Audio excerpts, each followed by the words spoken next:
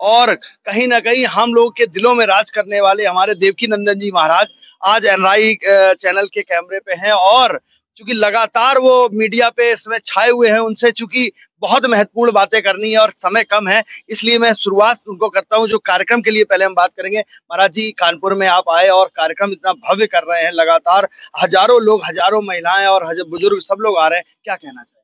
देखिए, इन बुजुर्गों की आस्था है, महिलाओं की आस्था है, हमारे भाइयों की, युवा भाई-बहनों की, काफ़ी संख्या में युवा भाई-बहन आ रहे हैं। उनकी आस्था है, वो जीवन को जीना चाहते हैं, उस जीवन को सुखमय, आनंदमय तरीके से जीना चाहते हैं, जो कि भागवत सिखाती है हाउ टू लिव लाइफ। हमें जीवन जीना कैसे चाहिए, वो भागवत सिखा रही है और यहाँ कानपुर के लोग भगवान के बहुत प्रेमी हैं, दीवाने हैं, श्रद्धावान हैं, इसलिए उनको आनंद आ रहा है और विश्व शांति सेवा समिति कानपुर में जो हर बार ये दिव्य आयोजन होता है भागवत का और राम कथा का, उसी का ही फल है।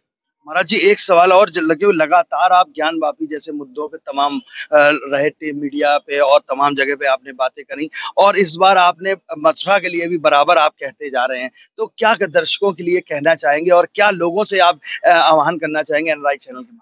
नहीं, मैं ये पूछना चाहता हूँ कि मैं बोल रहा हूँ तो ये मैं गलत थोड़ी कर रहा हूँ। नहीं, नहीं, बिल्कुल सही बोल रहे हैं। मैं मेरा मतलब यह है कि अगर मथुरा में मैं कृष्ण के लिए बात नहीं करूँगा तो किसके लिए करूँगा? अगर मैं काशी में बाबा भोलेनाथ की बात नहीं करूँगा तो किसके लिए बात करूँगा?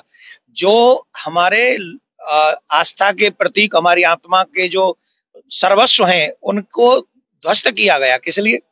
सनातनियों को नीचा दिखाने के लिए। उनकी मानसिकता गलत थी, हमारी मानसिकता आज गलत नहीं है।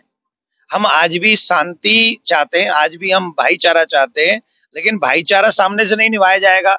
वो कहेंगे हमारे मैंने एक बात बोली थी, किसी के यहाँ एक व्यक्ति गया, उससे कहा कि भाई तुम्हारे बेटे ने मोबाइल चुराया है।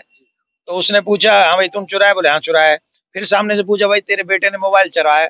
बोले हाँ चुराया तो है। बोले ठीक है, समझ गए ना चुराया है? बोले हाँ चुराया है। तो बोले मोबाइल वापस दे दो। बोले देखो मोबाइल तो हम वापस नहीं देंगे, पर ये पक्का है कि चुराया है। द सेम थिंग हमारे साथ हो रहा है। ये मालूम है कि हमारे कुछ लोग जो आतंकवादी बाहर से आए थे, ऐसे लोग जो लूटने लपाटने आए थे, उन्होंने हमारी धार्मिक अस्मिता को तोड़ने की कोशिश की, ये सब जानते हैं। अब हम कह रहे हैं उन्होंने गलती की, तुम जबरदस्ती कब्जा क्यों कर रहे हो? ये वापस दे दो। बोले उन्होंने गलती की, हम वापस नहीं देंगे।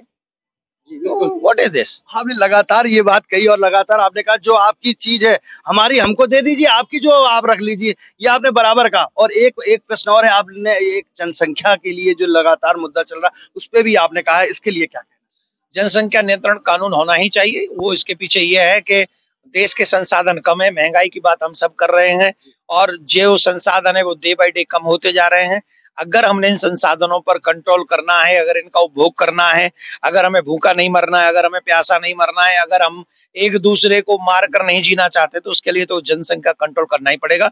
चीन ने किया है, चीन ने किया है, आज वो ठीक है अपना आगे बढ़ रहा है।